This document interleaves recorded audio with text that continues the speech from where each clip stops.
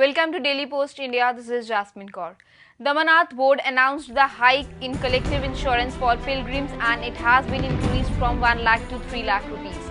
The board handles an annual arrangement for the Holy Cave temple located at the height of 3,880 meters in South Kashmir. Jammu and Kashmir Governor N.N. Vohra is the chairman of this board, who has announced the increase in the sum insured. Vohra, along with board chief executive Umang Narula, was also present during this period.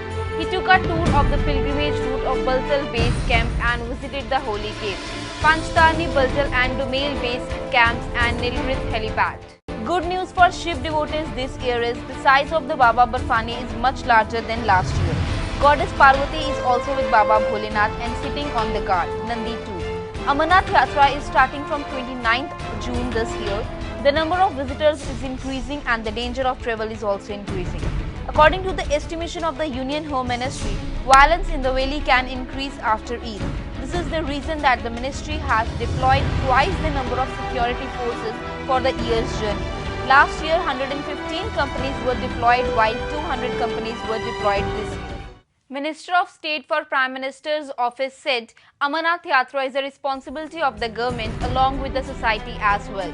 This journey is a symbol of the collective tradition of the whole of India, people and other religions. As far as security is concerned, the Home Minister has taken many meetings and has given the extra power to the state government.